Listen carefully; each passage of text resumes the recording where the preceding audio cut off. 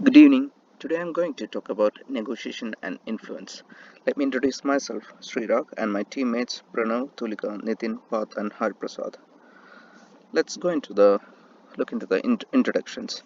Negotiation is one of the dispute solutions resolution techniques which used to experience during the construction various phases like right from the mobilization, claims, disputes, and several stages.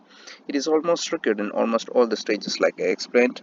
We can see various steps like right from acquiring or getting awarded the project, acquiring the land, and obtaining the authority approvals, making appointments for submissions and approvals from the right authorities, awarding contracts to various subcontractors and suppliers, negotiating the change orders with the clients, extension of time along with the substantiation, resolving the disputes with proper substantiation and the documentation. And let's look into the life cycle of a construction project. Like it's kind of we can subdivide this one into various four steps, like defining, mobilizing, riding, and leading.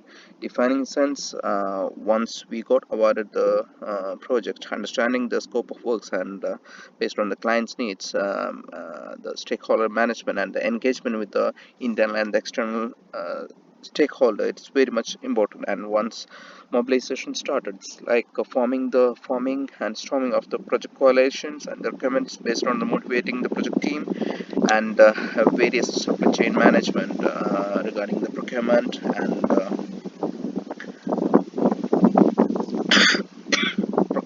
and awarding the several trades to the subcontractors.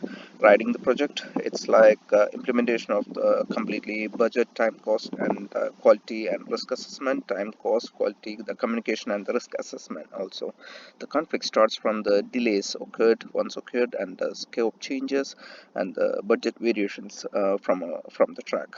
And leading the alignment of the project, it's like defining the complete resource formation and allocating the right task to the team, and conflicts between the project scope and the project deliverables, and the relationship and between the internal and external stakeholder management as well. And when it comes to the definition of negotiation in the projects, we can see normally the traditional dispute resolution techniques we used to follow. It's basically arbitration, mediation, the early neutral evaluation. That's once you identified any kind of disputes or conflicts, we will rent a judge, and we'll be following all the follow ruled so-called for example, you can say NEC, New Engineer Contract, ECC, JCT, or FIDIC contracts. Based on that, we'll be annexed with the court attributions, and we'll be facing or following all the jury trials, and at the last, the dispute review boards will be finalizing the judgment.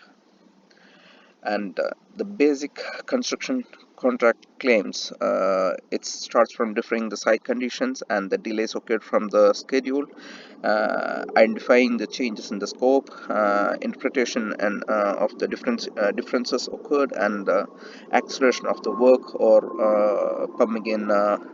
sorry pumping in all the resources, construction failures, and additional works apart from the scope of works which is already defined. And the claims could either be resolved during the construction or at the end of the construction project by the negotiations. And normally it all settled during the construction phase or addressed at the end of the construction projects. It requires both parties to be willing on compromising in some of the factors on the claims, or once it get awarded. Most of the projects, like 90 to 95 percentage of the claims or the disputes, are normally settled through the compromise on claims that they are awarded, and negotiations rather than through the court settlements. But if they are getting settled or the disputes before the court trials, the both parties would have been spent a lot of money in terms of lawyer and eyewitnesses and associated legal cost. And based on the project negotiation models. Model D, it was the most relatable approach we have identified or observed from the whole article.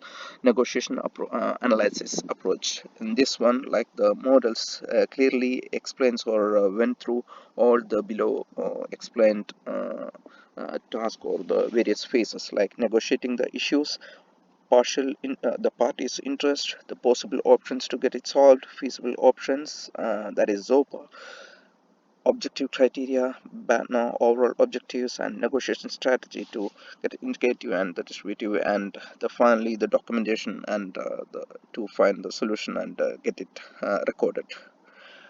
And these are the references we have compared within the presentation, and that's the end of presentation. Thank you.